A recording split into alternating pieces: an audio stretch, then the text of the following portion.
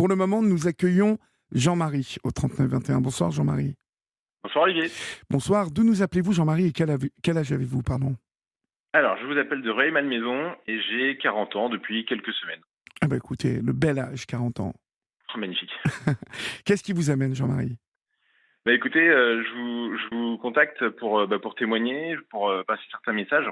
Oui. Il se trouve que je suis le papa d'un enfant polyhandicapé qui a un syndrome assez rare qui s'appelle IDIC-15, que d'ici 2 jours, c'est la journée internationale de l'IDIC-15. Mmh. Et donc, je voulais partager notre expérience, la mienne et puis celle d'autres familles avec lesquelles on est en contact à travers l'association que je représente, pour vous dire, voilà, parents, familles, aidants, accompagnants, bah, voilà, vous n'êtes pas seuls. On a des solutions, on a une expérience qui fait qu'avec le recul maintenant, on s'aperçoit qu'on n'est pas tout seul face à l'adversité, face aux difficultés qui sont les nôtres. Et je voulais, voilà, tout simplement le partager ouvertement. Votre quotidien, en fait, ressemble, en tout cas aujourd'hui, vous avez peut-être trouvé un certain rythme, mais votre quotidien, il a ressemblé à quoi à un moment? Quel impact ça a eu sur votre vie, en fait, d'avoir un enfant qui portait ce handicap? Alors l'impact, il est immédiat. Déjà avant même d'avoir le diagnostic, je pense il y a pas mal de familles. Bon, c'était notre cas aussi, mais il y a avant d'avoir un nom, avant d'avoir un Oui, un diagnostic. diagnostic, ouais. Ouais, on s'aperçoit que bon, avec l'enfant en l'occurrence, grandit pas forcément tout à fait comme les autres. Alors il se trouve que Mmh. mon fils Ernest, il a une grande sœur qui s'appelle Rose, qui va très bien. Donc on a eu matière quelque part à comparer ou en tout cas à voir des différences. Et donc immédiatement, on s'aperçoit que il demande peut-être une attention différente, que il faut être davantage dans la sollicitation pour avoir des réactions. Et donc tout ça pour vous dire que juste après le diagnostic, il faut mettre pas mal de choses en place. Donc multiplier des rendez-vous avec des spécialistes, essayer de trouver des solutions, se rapprocher d'autres familles ou d'autres associations qui justement ont pu nous permettre de voilà, de nous repérer, Oui, oui, de d'échanger. voilà, trouver des informations. Alors d'échanger, oui, mais bon, pour nous, l'urgence, je vous parle de ça, c'était il y a 6 7 ans, hein. Oui, Aujourd'hui, il a 8 ans, mais le diagnostic est tombé il y a quoi, il avait un an et demi. oui. Bon, il a fallu digérer la nouvelle, ce qui n'était pas forcément évident sur le coup. Puis après, voilà, organiser son quotidien de manière à répondre à ses besoins qui sont, et encore aujourd'hui, hein, qui sont complètement différents d'un enfant, ce que je vais qualifier de typique ou Oui, de oui. valide, quoi. Mais lorsque le diagnostic tombe, je suppose qu'il faut, comment, digérer, tout ça, pour éviter de sombrer parce que ça doit être très compliqué, ça doit être un peu le brouillard dans la tête, non? Ouais, ouais, alors c'est le brouillard, donc bon, on était 2, hein, avec la maman, au moment du diagnostic. Je pense que pendant que l'un, digérait difficilement, l'autre devait prendre un petit peu le relais immédiatement et puis inversement. Enfin, c'est important d'être épaulé. Alors évidemment, il y a la cellule familiale immédiate, le couple, la cellule familiale, on va dire élargie, hein, si on Oui, prend les avec les les enfants. parents, les Oui, oncles, les tantes et cetera, oui. les enfants. Puis après, petit à petit avec les amis. Et en fait, oui, oui, c'est un comment dire? Ça douche, hein, quand on prend une information, comme celle-ci, qui plus est, comme c'est un syndrome rare, comme c'est une maladie, génétique rare, il n'y a pas forcément de solution immédiate, il n'y a pas forcément de projection Oui, avec, en tout oui. cas, les spécialistes qu'on a pu connaître, à l'époque. On n'a pas forcément la projection de se dire, bah, voilà, d'ici 2 ans, voilà ce que votre enfant sera amené à faire, d'ici Oui. 4 ans, voilà quel sera son développement, et cetera, et cetera. Donc toutes ces solutions, pardon, tout cela, on y a fait face directement. On a appris un peu sur le tas. On a appris évidemment en étant conseillé, en étant informé par d'autres relais, pas forcément que le corps médical, puisque il n'est pas forcément au courant de tout ce que c'est, de tout ce que ça implique. Les cas sont pas forcément réputés en France, hein. On dénombre entre guillemets assez peu de familles, mais on sait statistiquement que ça touche beaucoup beaucoup plus d'enfants et de familles que ça. Oui. C'est juste, il y a une erreur, je pense, de diagnostic. Il y a des erreurs d'aiguillage. Il y a aussi, je pense, pas mal de familles qui, voilà, qui se livrent pas, qui restent à porter leurs difficultés elles-mêmes, sans faire face, enfin, sans vouloir forcément s'en ouvrir. Et donc, tout ça, ça fait que on a eu un parcours assez, je pense, assez original, puisque nous, on a décidé assez vite de communiquer dessus, de le faire savoir, de s'entourer. On a réussi à trouver des solutions en termes de prise en charge en Espagne.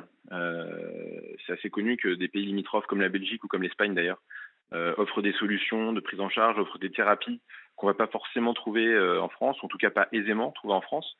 Et donc, c'est comme ça qu'on a commencé à prendre régulièrement la route de Barcelone pour aider notre fils à grandir, à progresser et à se développer. Comment se fait-il que la Belgique et l'Espagne soient des solutions de plus en plus prises par des parents français? Comment ça se fait qu'on n'avance pas au même rythme, nous, en France, à votre avis? Écoutez, je saurais pas vous dire. Je pense que chacun à son niveau fait le maximum. Je pense qu'il y a une méconnaissance. Ça, je peux m'en apercevoir et puis en témoigner. Je pense qu'il y a une méconnaissance du syndrome, mais je pense que ce que je vous décris là, c'est valable pour d'autres types de handicaps ou d'autres difficultés de santé pour nos enfants.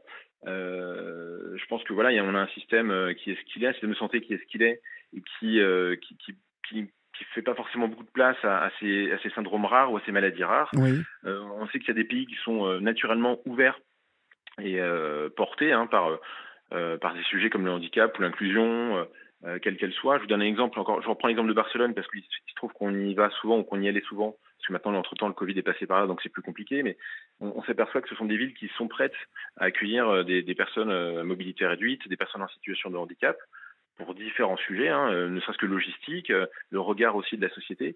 Et quand on met tout ça bout à bout, on s'aperçoit en tout cas qu'il y avait des solutions qui, pour nous, étaient plus accessibles, quand bien même il fallait passer les frontières et faire des voyages de 2 ou 3 semaines à chaque fois.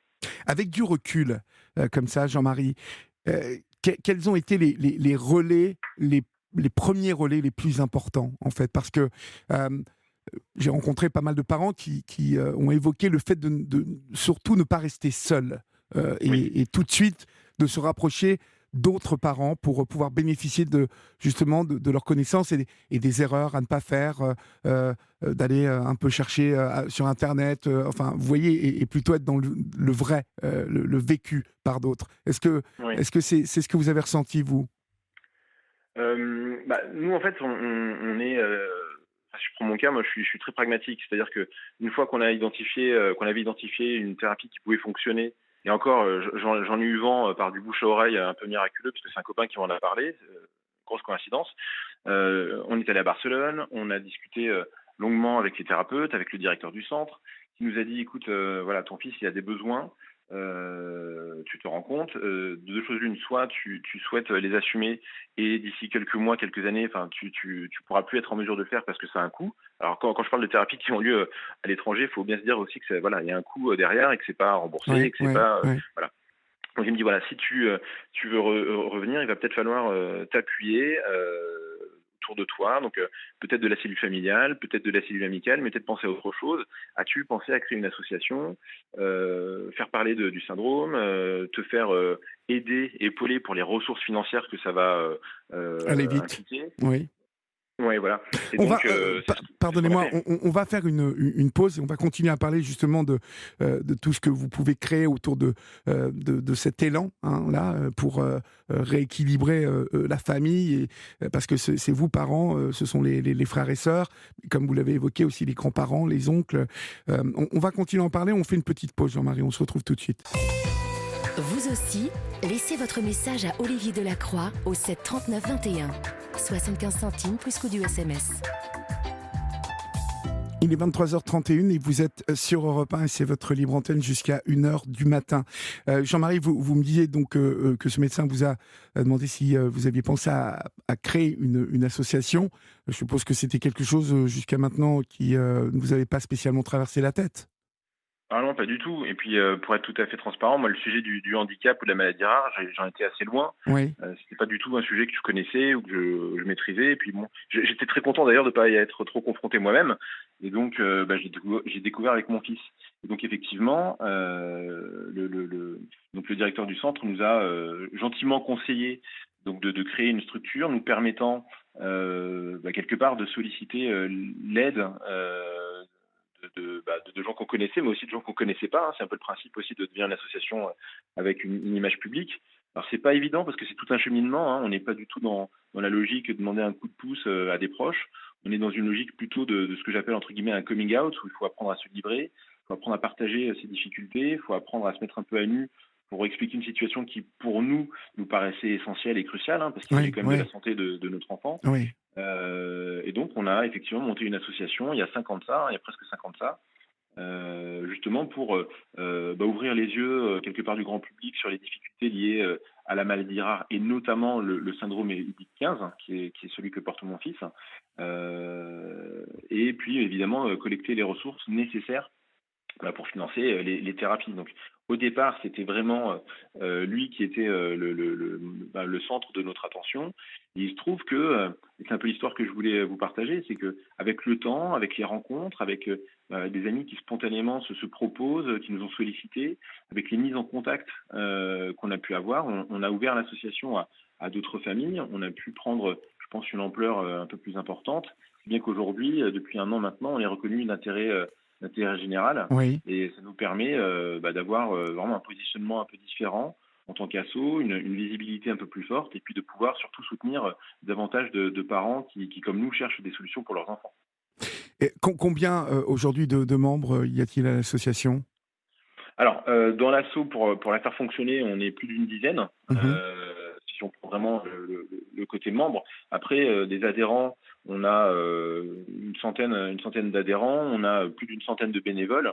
Et si on s'arrête vraiment aux familles qu'on a identifiées, parce que je vous parle aussi de la difficulté aussi pour chacun de poser un diagnostic et deux, de vouloir le partager, c'est plus d'une trentaine de familles aujourd'hui qu'on peut accompagner avec des enfants qui ont un syndrome comme Ernest.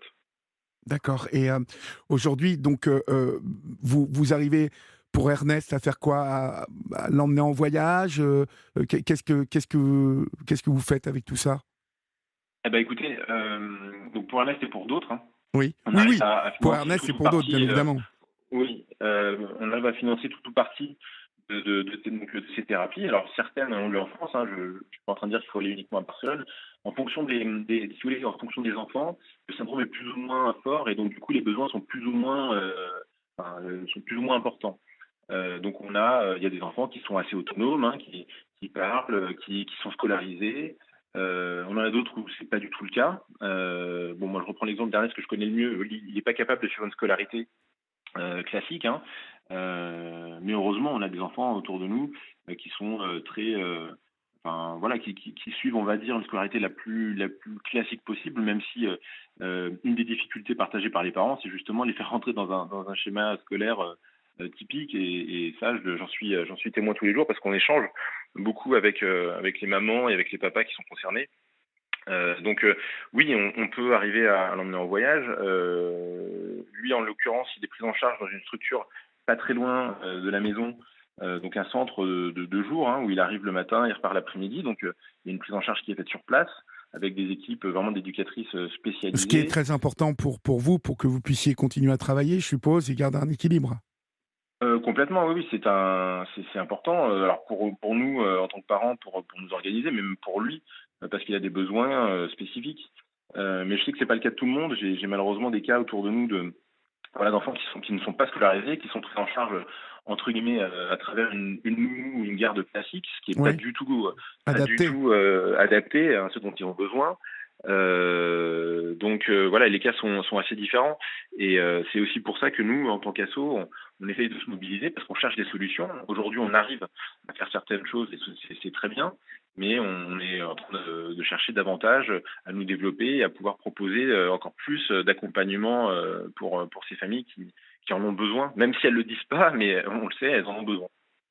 Bon, très bien. Bah, écoutez, Jean-Marie, merci pour votre témoignage ce soir sur l'antenne d'Europe 1. Je suppose que ça aura donné de l'espoir à certains parents, puisque vous n'êtes pas le premier parent d'enfants porteurs de handicap, d'autisme, comme d'autres handicaps qui intervient sur cette antenne. Mais à chaque fois, on voit qu'il y a une solidarité, qu'il y a des choses qui se mettent en place pour tous ces enfants. Et ça donne de l'espoir quand même, parce que on s'aperçoit quand même en France que c'est pas encore une situation idéale, hein, pour que ces enfants bénéficient de soins, mais de lieux d'accueil aussi, où ils puissent être avec d'autres enfants, s'épanouir. Vous voyez, en fait, il y a encore aujourd'hui beaucoup trop d'enfants qui, comme vous l'avez dit tout à l'heure, bénéficient d'un accueil chez une nounou ou pour d'autres, hein, on a eu des témoignages comme ça sur la libre antenne de mamans qui ne trouvaient même pas d'accueil, hein, pour Oui. des enfants autistes, et c'était vraiment problématique. Le dernier en date étant celui d'une maman dont le petit est allé jusqu'en petite section et arrivé au CP, et bien, il n'a pas été accepté, et ce petit, en fait, il passait devant la cour de l'école, et il s'accrochait au barreau, il comprenait pas pourquoi il voyait ses copains à l'école et que lui, il n'avait pas le droit d'aller dans cette école. Donc je sais que c'est une problématique chez beaucoup de parents encore, une problématique importante et un combat important. Donc bien évidemment, votre initiative, elle porte toujours vers plus de haut la possibilité qu'il y ait de plus en plus de choses de faites pour ces enfants. Merci pour ça, Jean-Marie. Bah, Olivier, écoutez, merci. Est-ce que je peux juste conclure Je vous en sur 30 prie, petites secondes? allez-y. Merci. Donc c'est un message que j'adresse aux parents, hein, qui nous auraient écoutés ce soir, c'est leur dire que voilà, chacun a ses envies, ses possibilités, on comprend, mais voilà, moi je pense qu'en parler, ça réconforte, ça soulage. Ensuite, ça permet de construire autour de ça, et je pense que c'est une fabuleuse aventure humaine que nous on vit depuis maintenant plusieurs années, si bien que qu'on a réussi à monter un festival solidaire qui justement est là pour mettre un coup de projecteur sur le handicap, sur tout ce dont on vient de parler. D'ailleurs, on cherche des groupes rock. Alors, il me semble que Black Maria, si vous remettez à jouer, on cherche des artistes pour l'automne prochain. Donc, on C'est sera pas ravis de vous prévu, avoir c'est sur pas scène. prévu. Ouais, n'hésitez pas, on sera ravis de vous faire une petite place. Avec plaisir.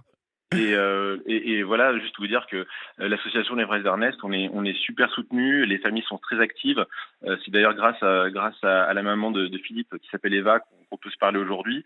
Donc merci à toutes celles et ceux qui nous ont aidés. Merci aussi à Julia qui m'a pris en ligne un peu plus tôt pour préparer la discussion. Et puis merci à vous de votre écoute Mais je vous en et prie. de votre relais. Je vous en prie. Et merci à vous pour votre énergie.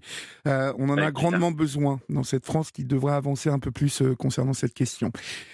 Je vous embrasse, et puis courage, et puis embrassez le petit pour nous. D'accord ? Merci Au Olivier, ça revoir, sera fait. Jean-Marie.